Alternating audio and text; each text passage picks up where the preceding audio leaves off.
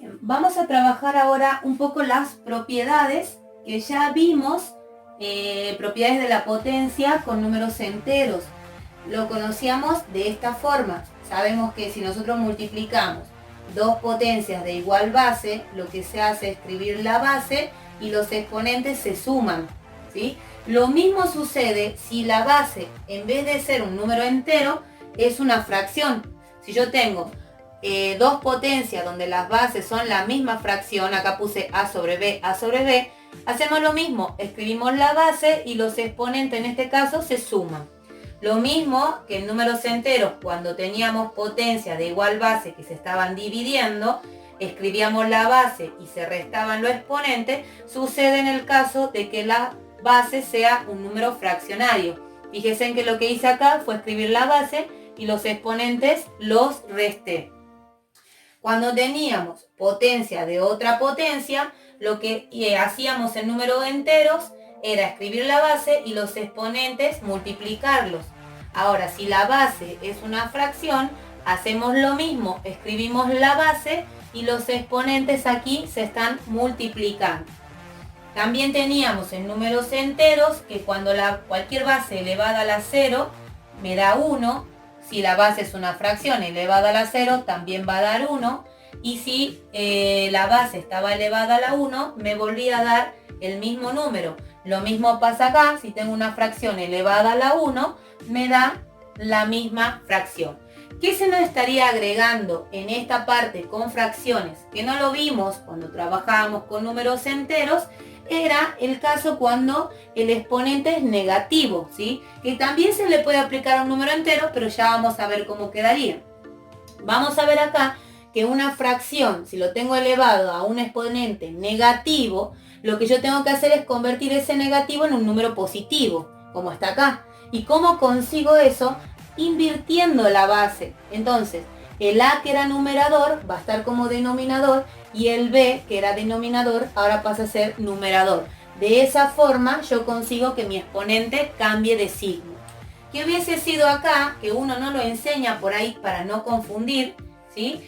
¿Qué hubiese pasado si yo tenía un número entero elevado a la menos n, a un número negativo? Entonces yo tengo que pensarlo a ese número entero como que nosotros sabemos que todo número entero tiene un 1 abajo. Y si esto está elevado a la menos n, lo que tengo que hacer es dar vuelta a la base, me quedaría 1 sobre a, ¿sí? El 1 arriba, el a abajo, y todo esto elevado a la n positivo. Vamos a aclarar todas estas potencias o estas propiedades a través de ejemplos.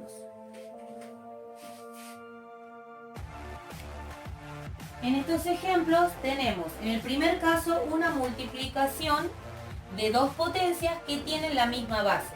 Entonces, ¿qué me dice la propiedad? Que tengo que escribir la misma base, que en este caso es el menos un tercio, y como es multiplicación, estos exponentes tengo que sumarlos. Entonces yo tendré que hacer, mi exponente será sumar 2 más 3.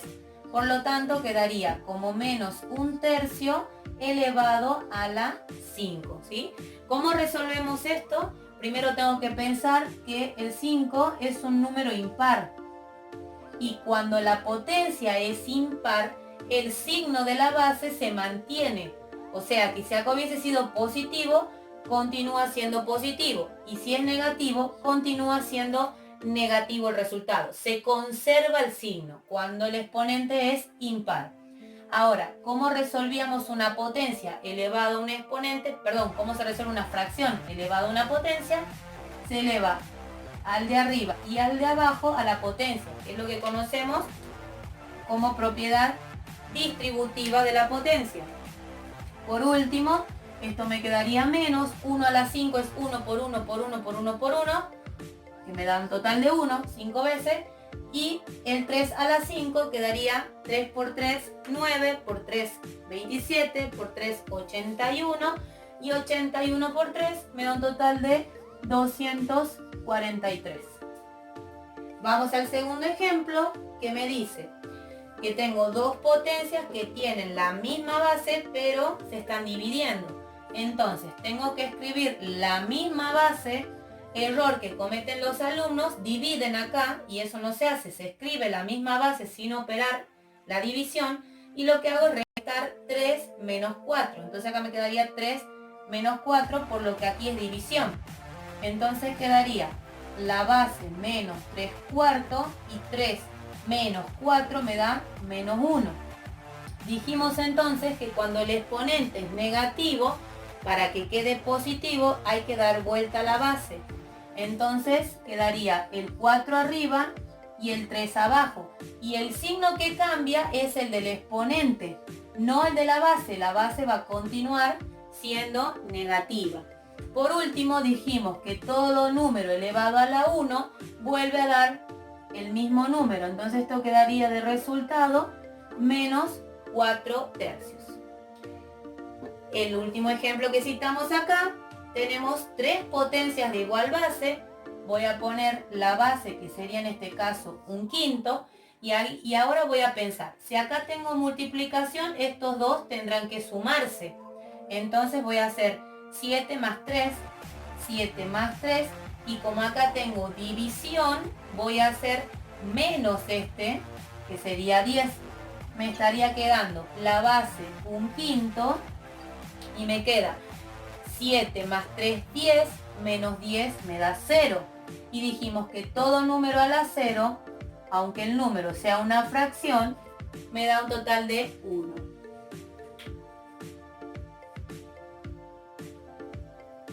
Un ejemplo más. Fíjense que acá tengo primero una potencia de otra potencia. ¿Cómo resuelvo eso? Escribo la base, que vale menos un medio, y cuando tengo una potencia de otra potencia, esos dos exponentes tienen que multiplicarse. Entonces hago 3 por 2, 6, dividido en menos un medio a la 7 por menos 2 a la menos 4. Vamos a hacer acá un paréntesis y decimos, yo acá tengo la misma base, pero acá no. Entonces, si yo me pongo a resolver todo esto así como está y sumo o resto los exponentes, estoy cometiendo el error de aplicar la propiedad sin tener en todos los casos la misma base, ¿sí? Yo estos dos sí los podría trabajar, pero con este no.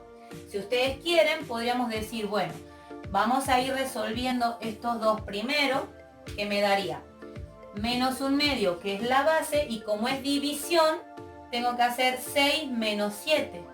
6 menos 7, que me daría un total de menos un medio, y esto me da el resultado menos 1. Pero no olvidarnos que acá teníamos este menos 2 a la menos 4. ¿Y cómo podría ser en ese caso? Fíjense que este 2 tiene aquí abajo un 1 que no está escrito, lo podemos escribir. Y si ustedes ven, esto es lo mismo que esto, pero dado vuelta. Yo acá tengo 1 sobre 2 y acá tengo 2 sobre 1. Entonces, ¿qué podríamos hacer para que nos quede la misma base? Y bueno, lo que podríamos hacer es invertir esto. Me quedaría 1 sobre 2, este signo lo mantengo y digo, bueno, pero si yo giré esto, ¿qué pasaba con el exponente? Se le cambiaba el signo.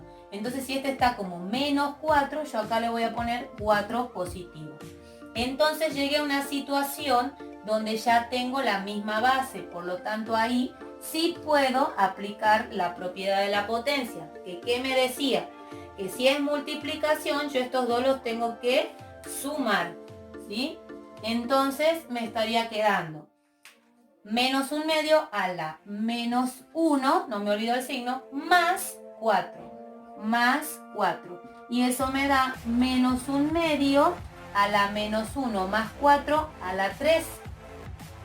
Si quiero resolver esto, tengo que ver que este es un número impar. Y si es impar, dijimos que se conserva el signo de la base.